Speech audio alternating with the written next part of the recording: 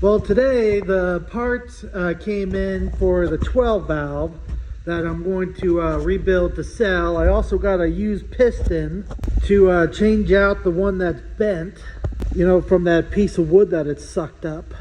And I also got to take all the parts off my old 12 valve here because I'm going to use this injection pump and timing cover because the original P pump timing cover suffered the killer dowel pin, like I said before. And I used the P pump on right there on my 24 valve. So like I was saying before, I'm going to take my injection pump, timing cover, my aftermarket head, and all my aftermarket parts and put it on there. The only thing I don't have today is I'm out of assembly lube, and Napa was out of it today. So I gotta wait for them to order some more. You know, I could have probably drove out to a different Napa or Advance Auto or something like that, but I'm in no rush. So I kind of went over and like smoothed up the head, the deck. I just touched up the cylinders quick. I mainly just had to get rid of this little carbon line right here on the top. You know, so like I sprayed it with WD-40 so it doesn't rust, because like in between all this stuff, you know, I checked the new piston rings and they are within spec. Basically all you're doing is popping it in the cylinder and just checking the gap right there. So like I said, these piston rings are all within spec. They'll be ready to go. Now you could get piston rings that are not set up to spec, that you would have to grind them yourself to get them tighter, you know, for like racing applications, things like that. But for this is just a stock block. I don't have to do all that. Or like if you bored this out to the next like oversized pistons, then you would have to get either piston rings already set up for that spec, or you might have to do it yourself. It depends on like the model and like what size you bore it out to and things like that. See, a lot of parts manufacturing nowadays, you just tell them what block you have and what like bored out spec you do, and they'll already have like rings already pre-made for you. But if this is like a custom build antique engine or something like that, you get new piston rings and you got to grind them and gap them and everything to get them within spec. Like some engines you can't get parts for, like certain gaskets you can't get for really old engines. So you have to get like gasket paper and cut out and make your own gaskets. But because this is a simple stock OEM refurbished job, it's not hard at all. Like I don't even have to use the feeler gauge, you know, the plasti gauge or anything on these main bearings. Everything, like I said, are within spec. If the main crank had excess wear on it or scores on it, then I would take the tool and measure it. Also check like the new bearings and make sure they all fit and things like that with a plastic gauge or something like that. But this is an easy tear apart, put new bearings and rings and everything in it, put it back together, done. I just don't have the assembly lube or any paper towels. So far I just hit it with angle grinder and smooth this deck up.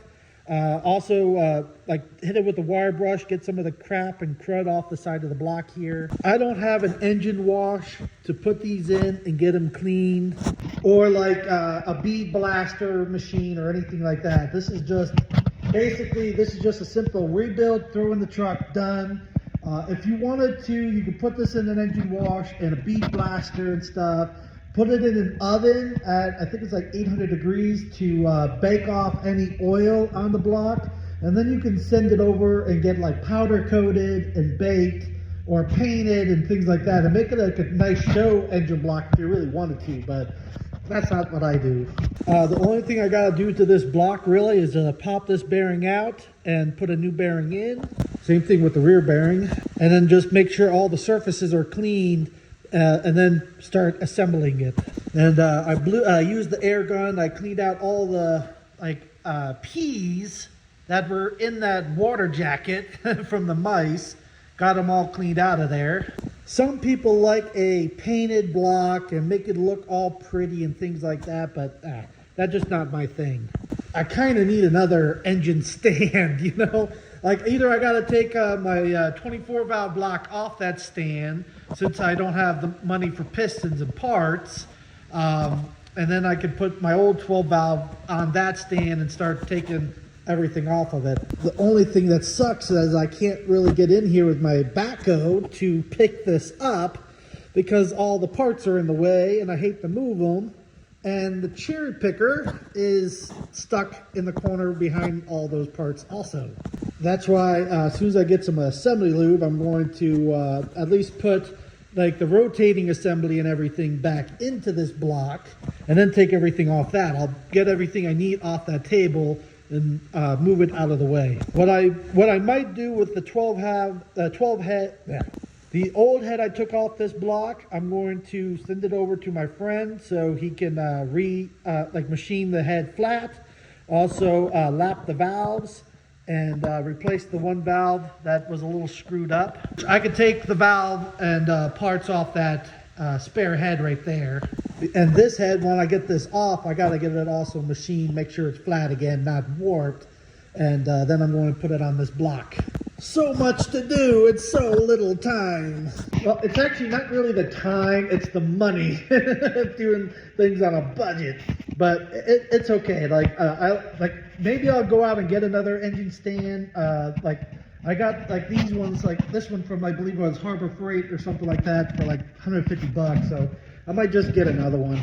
I want to get one that has the hand crank on it so it can rotate the engine without me killing myself. That one is hard to spin because it doesn't ride on anything. Like a bearing-like surface, but you know, I still have to turn it by hand.